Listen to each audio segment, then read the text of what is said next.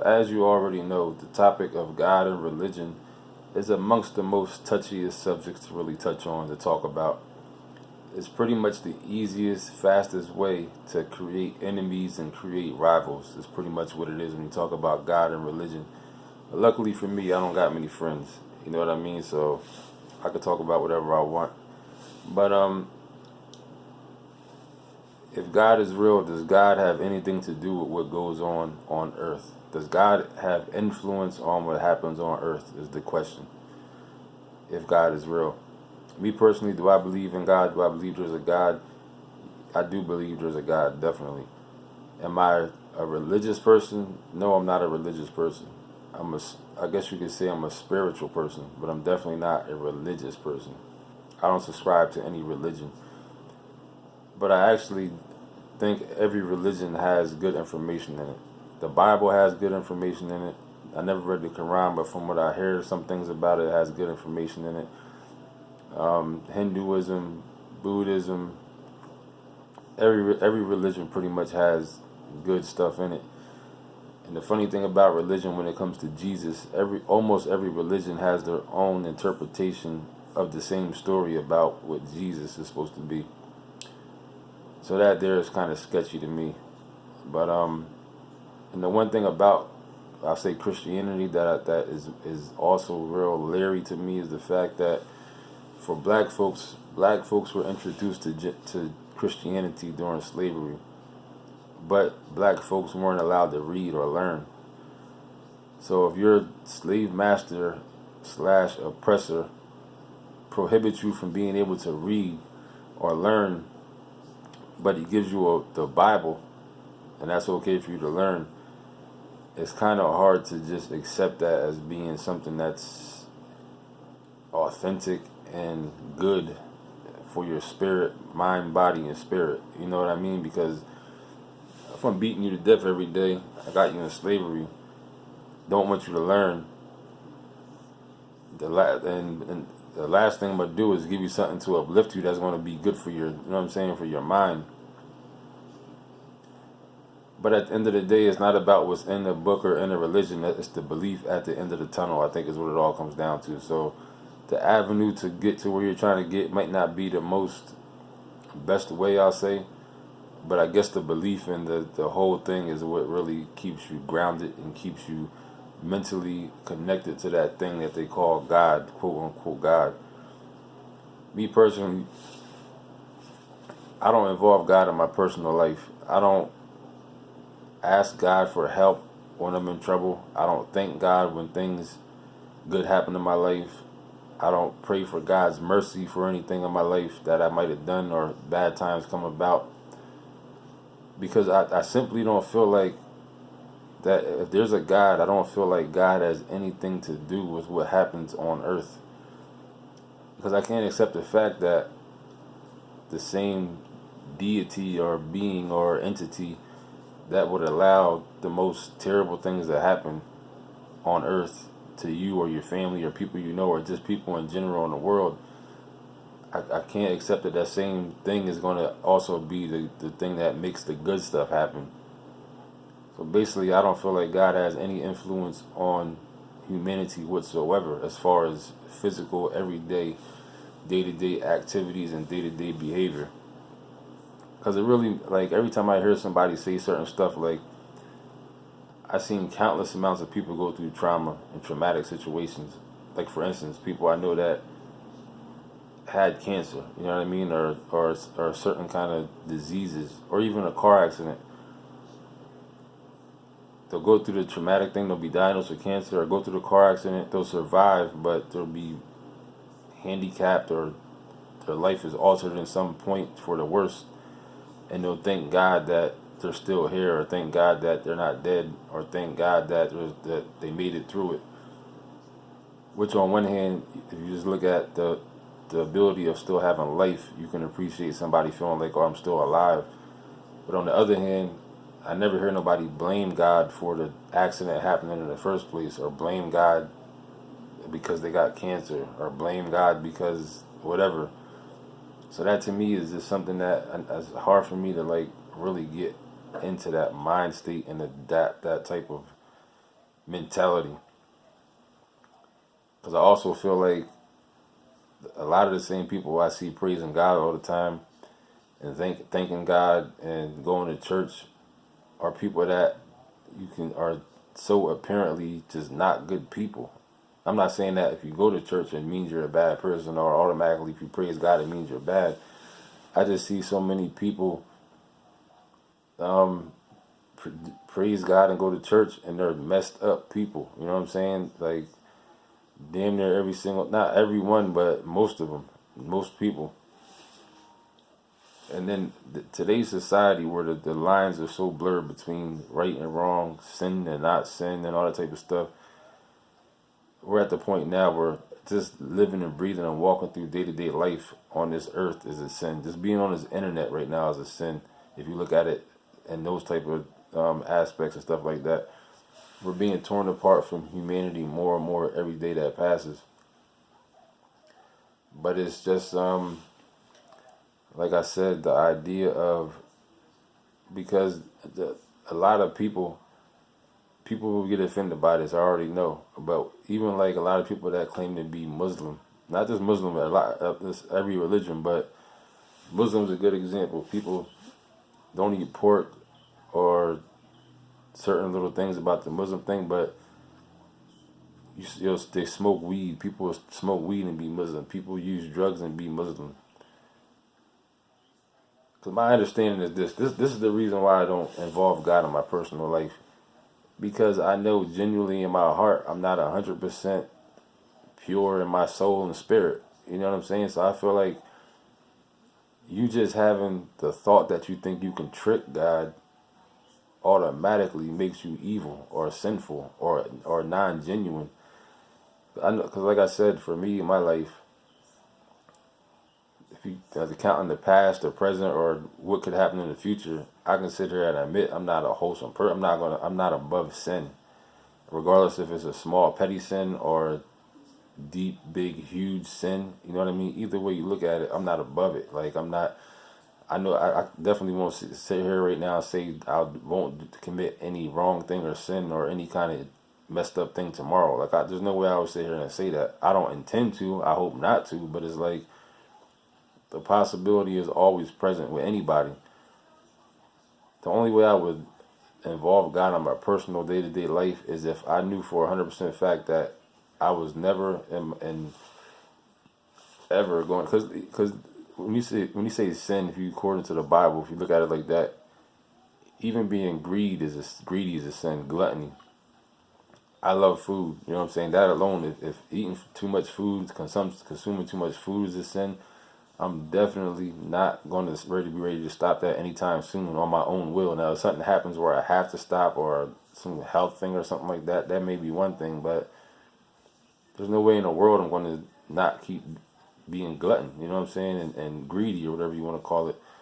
Even as I'm working out and being on a diet and doing stuff like that, I still love food at the end of the day. I still, certain things like that, I'm just using that as an example. Of course, sins can be way bigger than that, but I'm just saying to give you an idea, because I feel like if I'm going to praise God every day and thank God and all this type of stuff, knowing that I'm not willing to be 100% pure in my heart, body, mind, and soul, I feel like a hypocrite, because it seems like a lot of people nowadays feel like just saying certain things automatically makes you it. If you say you're a great person or you praise the Lord, you go to church, that just makes you automatically a good person or a good entity. But I've always been a kind of person that has been real good at seeing through people. So like a gift and a curse. I always have been able to get a good idea of how a person is from just being around them for a small period of time. Like, oh, even like the females I deal with, if it ends up being a messed up female, it's only because I was trying to fool myself or just trying to, or turning a blind eye to to what you see right away. You know what I'm saying? Like the first couple of days, you can pretty much tell if a person, especially if it's a relationship type of thing, you can pretty much tell in the first couple of days if a person is messed up or not. You know what I mean? So But even besides that, just in general, I always had a good moral compass to be able to identify certain things in certain people. I know I'm not always right, but I have always been proven right as time went on with a lot of different people that I've seen how they are and stuff like that. And I'm not saying I'm above any of it or not. Maybe people might be able to see the same thing in me. You know what I'm saying? I'm not whatever. You know what I mean? But the point is that I can't really say like you. I don't know if I ever came across any person that inside that seems like a pure, genuine, only pure person. Like if you exclude children, take children out of the equation. Anybody who's conscious and is in the world of thinking and doing and acting on their own without a guardian, I cannot say that. Like maybe a few, like I don't know, maybe I can count on one hand. Maybe there's if I have to sit here and think hard enough, you know what I mean? But in the end, everybody has their own agenda. Nobody is acting purely on the sole will of humanity and trying to be just a good person and helping out the next person.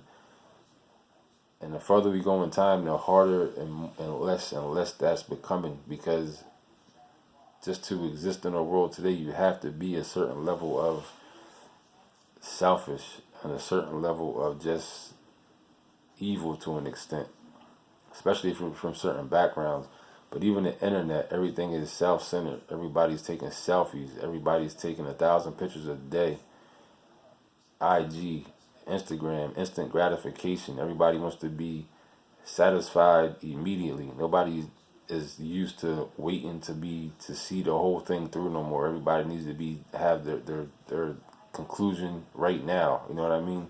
And if it don't pay off right now, then it's off to the next thing. Then you keep chasing that feeling. Then that takes you to a deeper thing, because you bounce around and you get to the point where eventually you're like, where do I go from here?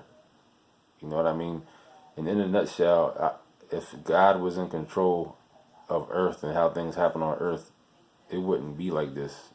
It's just simply not something anybody can tell me to convince me otherwise. Because it just doesn't make sense. If God made what they call the devil, why would a God create something called a devil to oppose it, to put people through a test only to prove that who they are is to be? Because the thing is, God never actually revealed itself factually.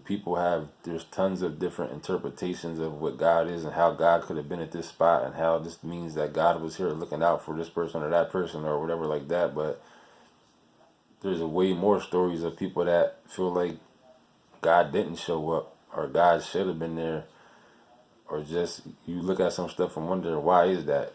Why are some people ugly, some people are pretty? Why are some people strong, some people are weak? Some people are rich, some people are poor. You know what I mean? Especially in a day and age where the most evilest people control everything, that have the most money, that are having the most pleasure, you can call it, in this experience we call Earth. Because unless the people that are rich and have everything they want and born being rich and just happen to come from wealth, unless they have what they call hell automatically waiting for them indefinitely, that would mean that your existence here is meant to not be as pleasurable as the next person. Unless, like I said, unless it means anybody who's wealthy, rich, and comfortable automatically has to go to hell, and average, everyday, regular people automatically will go to what they call quote unquote heaven after the fact. Because other than that, it doesn't even out. It doesn't balance. There's no equity in you just being a good person and not be willing to do something selfish or wrong or evil in order to advance yourself over the next person. I'm not saying that you're supposed to do that. I'm just saying, what is the equity in not doing that? You have complete equity in being selfish and persevering and making progress on your own and stepping on anything and anybody in your way to get to where you got to get next. If you're able to be that and still go to heaven, what they call heaven afterwards, because otherwise that just means that we're sitting here and accepting being second class to other people that are we have to accept as being first class because they're rich and we're not. Not that money even defines happiness, and it don't, and but it does. You know what I'm saying? In this world we live in, it does because you have to have certain things to be quote unquote happy. You can't avoid certain things anymore. The internet is everywhere. The internet is inside children's schools, inside everything. And just by looking at the internet, just by consuming the internet, interacting with the internet, you're interacting with a machine. So the more time you spend interacting with a non-human going through your life, it makes you less human every day. Every the more you interact with it, whether you're looking at it, listening to it, mad at it, you love it, it helps you. It helps you in your job. It teaches you. It's educational. But at the end of the day, it's bringing you down. It's making you into less of a human because everything that it took for your brain to use for you to be able to adjust in the world before the internet came and before modern society, the ability to have to hunt, whether you was the one going out and hunting or you was the one waiting for the people to come back to hunt to bring food back, you still had to play your part and your role to make society work, to keep it going, to keep the wheel turning. But what the internet has done is it has taken, because the internet coincides with the use of money, because without the internet there's no money, without no money there's no internet, because the false reality has to be created from the internet, from the money, the thing that makes you be able to sit still and not move. Because when you, at the end of the day, when you look at TV or look at the internet, you're interacting with a computer, a laptop, your phone. When you really get down to the physicality of it, what you're actually doing is sitting still and not moving. That's when it comes down to. Of course, there's ways you can be on the internet and be mobile. You know what I mean? And there's helmet cams. Like there's certain type of things that not to really go deep down into that, but you could be mobile and interact with the internet at the same time. But for the most part, 90% of the time that you're interacting with the internet or television, you're sitting still. You're not moving. So the only way you're able to exist and not move around physically is by a false reality of things being brought to you because other people are motivated to acquire certain things that are going to make them have to be physical or mobile as you sit still. So what I'm saying is, in order for you to be on the internet, physically sitting still, watching your screen somewhere, laptop, computer, phone, somebody else has to be doing the physical work to make that possible for you. So the first step of that is slavery. The slave's going to be on the bottom doing the complete physical work to get the mineral or the product or to make something come into reality, into fruition, totally movement, totally not in comfort, totally in duress, and totally under the stress of imminent danger is what I'll say. So that's the bottom level of it. Then the level up next to that is when people can take what a slave is producing out of thin air and actually able to monetize it, turn it into a commodity and turn it into something that's economically valuable. Meaning that at that step, everything is coming out of desires at that point. Because the slave's work is not coming from desire, it's coming from fear and threat. The next level of something existing is coming from somebody's desire to actually want what that slave has made come to fruition now. And that's where money comes in, and that's where the internet comes in after that, because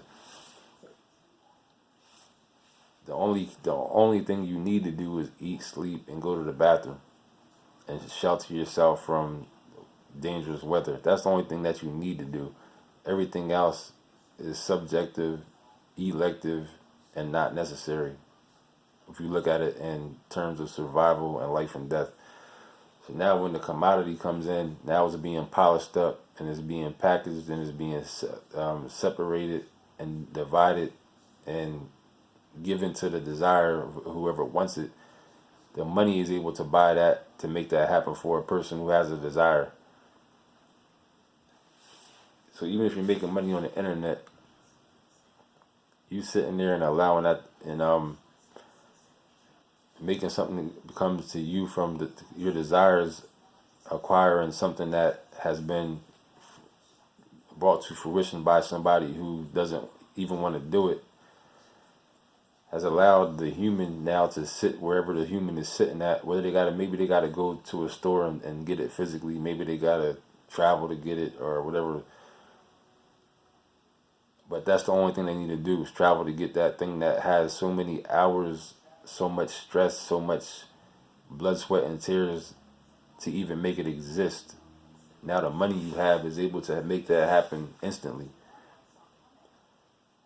So as you're doing that, you're sitting there, like I said, and you being on the internet, you're able to sit still and have things happen, because if you have money, you're able to close the gap of making something have to come exist from fruition and you being able to use it. Now that whole gap now is being closed with a person that has money or power or a certain type of influence.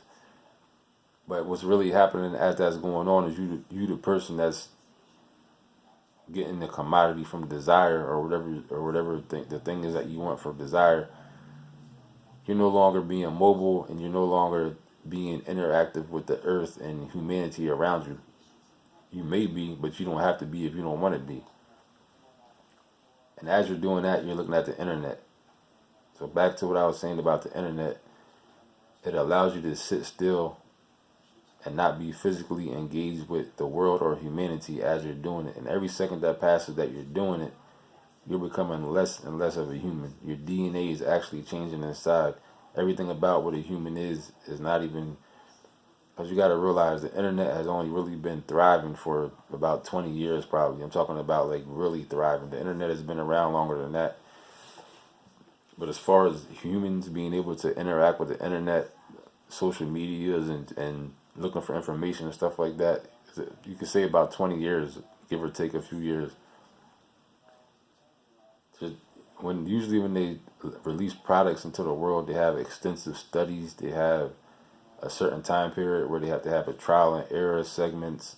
It has to be lab tested, go through all types of different twists and turns and all kind of different routes.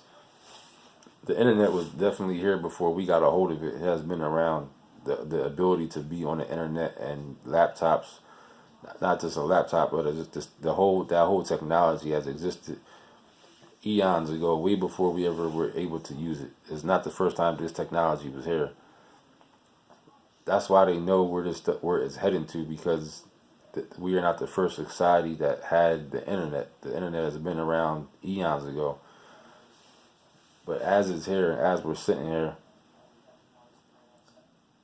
it hasn't been around long enough for regular people to have studied it. We don't actually know where it's actually heading. The people that run everything, they know where it's heading because they saw they had it before. They different societies, like I said, the entities that control everything. But we, as regular everyday humans, have no idea of the effect that the internet is going to have on humanity. It's only about 20 years old. It takes 50, 100 years sometime before you really know the impact that something has. We haven't even had a whole generation of humans on the internet yet to know what the real outcome is. Cell phones have not been around that long for us to know that when we all have been using the cell phone for 40 years, that our hands are probably going to get arthritis. Our retinas are going to probably burn out. Our brain the part of our brain that interacts and takes in visual, the lighting and everything that we're looking at is probably going to be so deteriorated after probably 40 years, because we don't know yet, because we haven't had it around that long yet to know. So we're the first generation that's dealing with this internet. And it was even more important are the kids that were actually born when the internet was thriving. The kids that were born after 2000 that grew up totally in the internet, totally with social media, totally with the ability to look up anything they want, get any piece of information in a matter of seconds. That human is a whole different entity that's living amongst us right now that we have no clue what that human is going to be able to reproduce as time goes. So it all comes full circle back to